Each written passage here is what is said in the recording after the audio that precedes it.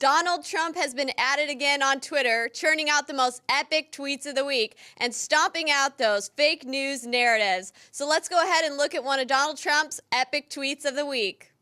Just cannot believe a judge would put our country in such peril. If something bad happens, blame him and court system. People pouring in. Bad.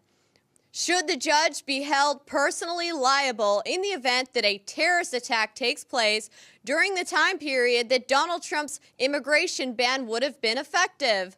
That's the question we should be asking ourselves, not to mention the fact that now that ISIS and these other terrorist organizations know that Donald Trump's serious about keeping his campaign pledge, they're going to be pouring in massive numbers trying to get through before they are stopped.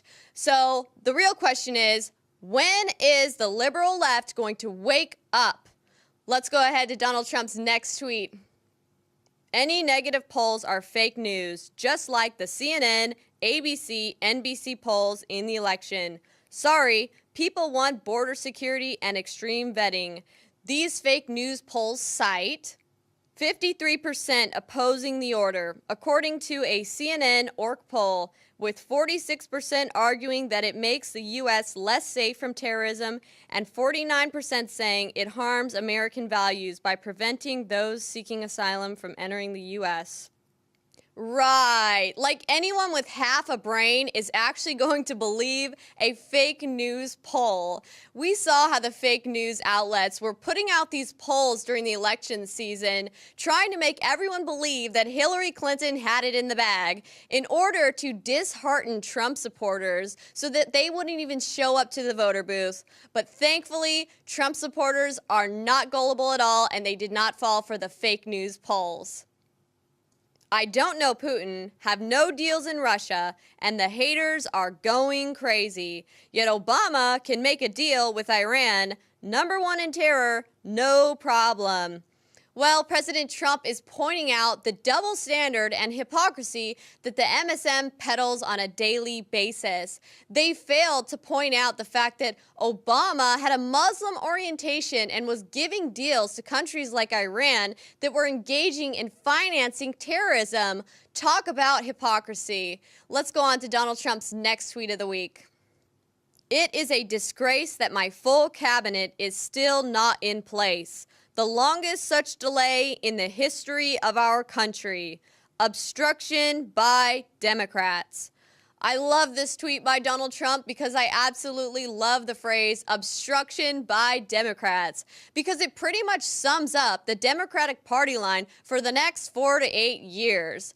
They're just basically sitting on the sideline like a bunch of haters trying to do anything they can to derail the will of the American people. The fact that we, the people, voted in a Republican president, House, and Senate, securing the potential for more conservative Supreme Court picks, and the fact that most governorships and state houses have been handed over to the Republican Party is a pretty straightforward message from the American people to the Democratic Party. But unfortunately, they don't seem to be listening, and they've just doubled down their self-destructive efforts. Democrat, as in demolition, seems to be a pretty appropriate name for a political party that's falling apart. Let's move on to Donald Trump's next epic tweet of the week. My daughter Ivanka has been treated so unfairly by Nordstrom.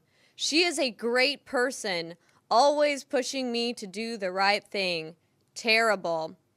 Well, the anti-tolerant left is at it again. Nordstrom has pulled first daughter Ivanka Trump's clothing line from their rack for purely political reasons. Many businesses have tried to make political stances before, and they've been scrutinized for it, and they've felt the disastrous effects later on down the road. That is why I am calling for all Trump supporters to boycott Nordstrom for discriminating against Ivanka Trump. Let's move on to Donald Trump's next tweet. Trump administration seen as more truthful than news media. Now, this is a poll that I actually do believe to be correct. The Trump administration is considered truthful by most registered voters. Though it was found that 69% of polled Democrats think the MSM is truthful, 91% of Republicans polled considered the MSM to be untruthful. So technically, the fake news scored an F- with Republican voters and a D+ with Democrat voters on credibility. I went on Twitter and I asked some of my followers what names they would give these fake news outlets using their acronyms. Let's take a look at some of the best. CNN, Clinton News Network. NPR, National Propaganda Radio. CBS, Can't Be Serious. ABC, All Biased Commentary. NBC,